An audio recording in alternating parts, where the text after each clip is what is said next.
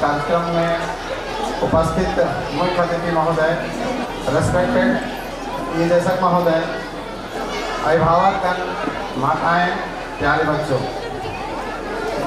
Sir ने मुझे बुलाया इस कार्यक्रम में, इसके लिए मैं सभी को साधुवाद देता हूँ। विषय लिखा हुआ देख रहे हैं उत्कर्ष। प्यारे बच्चों, मैं आपके लिए ही दो शब्द रखूँगा कि इस उत्कर्ष पर आप कैसे पहुँचेंगे। उससे पहले जो अभी एक कार्यक्रम हुआ माँ के नाम पर, दिल को छू गया, तो सबसे पहले मैं सभी माताओं को प्रणाम करते हुए माँ के लिए दो शब्द रखूँगा। उसके बाद अगर आप ध्यान से सुने तो बच्चों के लिए, अभिभावकों के लिए कुछ हंसने की भी बात कह दूँगा, कुछ इमोशनल ब्लैकमेलिंग भी आपका कर दूँगा और कुछ कड़वे सच इस समाज का भी मैं बोलूँगा। पहले माताओं से शुरू करते हैं। सभी माताओं को मेरा प्रणाम, मातृशक्ति को प्रणाम। किसी ने क्या खूब कहा है कि बहुत रोते हैं लेकिन दामन हमारा नम नहीं होता, इन आँखों के बरसने का कोई मौसम नहीं होता, मैं अपने दुश्मनों के बीच भी महफूज रहता हूँ, मेरी माँ की दुआओं का खजाना कभी कम नहीं होता, मेरी माँ की दुआओं का खजाना कभी कम नहीं होता। माँ क्या होती है? किसी ने मुझसे पूछा कि प्यार अंधा क्यों है, प्यार अंधा होता है क्यों? मैंने कहा प्यार क्यों अंधा होता है, इसका वास्तविक अर्थ ये है कि माँ 9 महीने कोख में रहती है और माँ उस समय से उस बच्चे से प्यार करती है जब बच्चे को माँ ने देखा तक नहीं होता। इसीलिए कहते हैं प्यार अंधा होता है। एक लड़का एक लड़की से प्यार करता था। लड़की ने एक शर्त रखी कि यदि तुम मुझे सच्चे दिल से प्यार करते हो तो माँ का दिल लेकर के आओ। बच्चा अपनी माँ के पास जाता है, वो लड़का, और माँ से यही आग्रह करता है। माँ ने कहा कि मेरा दिल क्या, मेरा तो सब कुछ हाजिर है तुम्हारी खुशी के लिए। माँ ने अपना दिल निकाल करके उस बच्चे को दिया। बच्चा अपनी प्रेमिका के पास जा रहा है, वो दिल लेकर के, रास्ते में ठेस लगी, वो दिल हाथ से छिटक कर जमीन पर गिरता है और इस दिल से आवाज़ आती है, बेटा तुम्हें चोट तो नहीं लगी। ये माँ होती है। तो माँ के लिए कितनों भी कुछ कहें वो कम है। इस धरती पर अगर कहीं स्वर्ग है तो माँ के चरणों में है। तो प्यारे बच्चों, आप उत्कर्ष पे जाना चाहते हैं। माता पिता ऐसे शख्स होते हैं जो हमेशा चाहते हैं कि अपने बच्चे हमसे आगे आएं। यही दो शख्सियत हैं। तो बच्चों ध्यान से सुने, मैं दो बात अपने पिटारे से एक चीज़ निकालूंगा और आपको दिखाऊंगा कि क्या चीज़ है और क्या इसका उपयोग है। उससे पहले मैं एक बात पूछूंगा। किसी ने कल मुझसे पूछा कि गलती का एक पर्यायवाची शब्द बताइए, गलती का एक पर्यायवाची शब्द बताइए।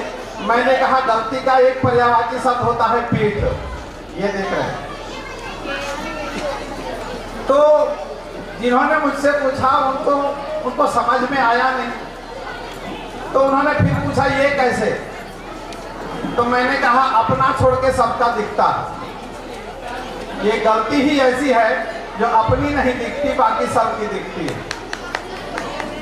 इन गलतियों को कैसे हम सुधारें? अपने पिटारे से एक चीज निकालते हैं, बच्चों के लिए निकालते हैं। इस चीज को देख रहे हैं आप? प्यारे बच्चे बताएंगे इसका क्या नाम है? कोई बताइए। Magnifying glass. क्या करते हैं इसका? क्या देखते हैं? छोटी चीजों को बड़ा करके देखते हैं इस मैग्नीफाइंग ग्लास से। और छोटे छोटे बच्चे कुछ और करते हैं। कोई और उत्तर बताइए, क्या करते हैं? छोटे छोटे बच्चे खेलते हैं इस मैग्नीफाइंग ग्लास से। आग जलाते हैं। वेरी गुड, यही उत्तर सुनना चाहते थे। आग जलाते हैं, कागज को जला देते हैं। कागज को आप कैसे जलाते हैं? निश्चित है जलाने के लिए आप क्या करते होंगे? सूर्य की रोशनी की तरफ इसको रखते हैं, सामने कागज रखते हैं और कंसंट्रेट करके रखते हैं। कितना देर में आग लगेगी बताइए? सूर्य की रोशनी है, ये मैग्नीफाइंग ग्लास है, नीचे कागज है, कागज पे आपका इस लेंस का फोकस है। कितनी देर में आग लगेगी बताइए? 5 सेकंड में आग लग जाएगी। बहुत अच्छा, 5 सेकंड उन्होंने कहा आग लगेगी। अगर मानते हैं सूर्य की रोशनी में थोड़ी कमी है तो हो सकता है आग लगने में 2 मिनट, 3 मिनट, 4 मिनट लग जाए, लेकिन लगेगी कैसे? आपने क्या किया? इस लेंस को सूर्य की तरफ रखा और फोकस कर दिया उस कागज पर और स्थिर रखा तो आग लग गई। अब बताइए इस लेंस से आप आग लगा रहे हैं और मैं कागज को यहाँ रख रहा हूँ, कोई कागज है, इस लेंस को हम ऐसे हिला रहे हैं, इस लेंस को हम ऐसे ऐसे हिला रहे हैं, बताइए आग कितनी देर में लगेगी? आग नहीं लगेगी, नहीं लगेगी ना। चलिए यही उत्तर मैं जानना चाहता था कि ये लेंस को अगर हम ऐसे ऐसे करते रहें तो आग कभी नहीं लगेगी। बस यही मैं आप बच्चों को बताना चाह रहा था कि ये सूर्य कौन है आपके? आपके पापा सूर्य हैं और ये लेंस आपका क्या है? आपका मन मस्तिष्क, आपका मन।